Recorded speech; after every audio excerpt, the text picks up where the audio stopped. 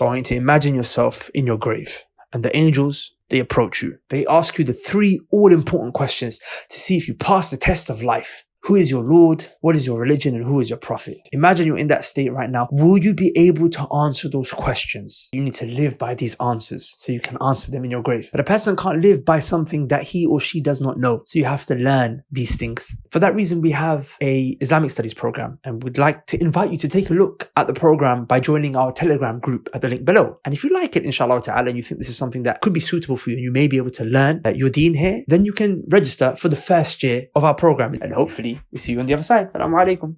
Why is it that the scholars mention Islamic finance before they mention family law? Who could tell me? Why this order is important? I think it's pretty straightforward why they mention ibadat first. Because Allah is right first before anyone else, right? Then we're talking about the needs of the creation, and the first thing that's mentioned is money. And how to trade, and how to buy, and how to sell. The second thing that's mentioned is marriage.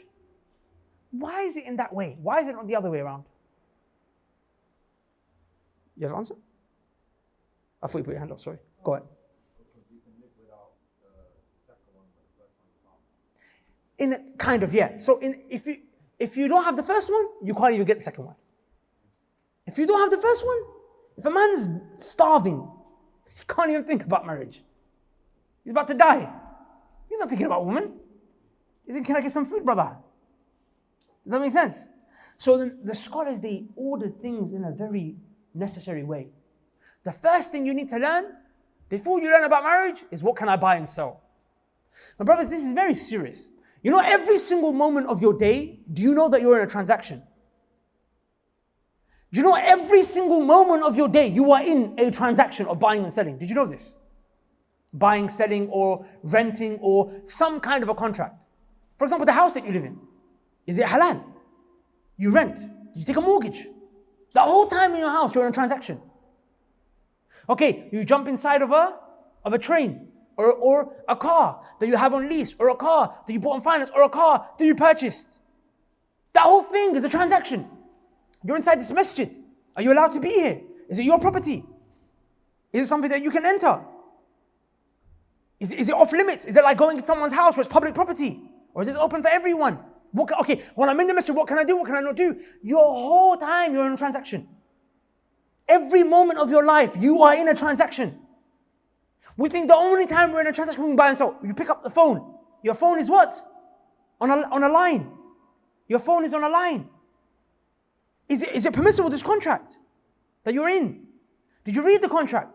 If you were to read it, do you even know what's inside of there? Do you know that there are late payment fees in contracts? Are late payment fees allowed? I'm not going into this right now. But I'm trying to make you understand every moment of your day you're in a transaction. Every moment of your day. How is it that we don't know? This is why Umar ibn Khattab radiallahu ta'ala anhu used to prohibit anyone from coming to the market to buy and sell. He said, definitely he's going to fall into riba. Definitely he's going to fall into riba if he doesn't know. Riba is interest, usury. We'll talk about it when we come to it, inshallah ta'ala. Major sin, Allah declares war on the person. Allah declares war on the person who does riba. If you're at war with Allah, what's going to happen? So these are things that we have to learn.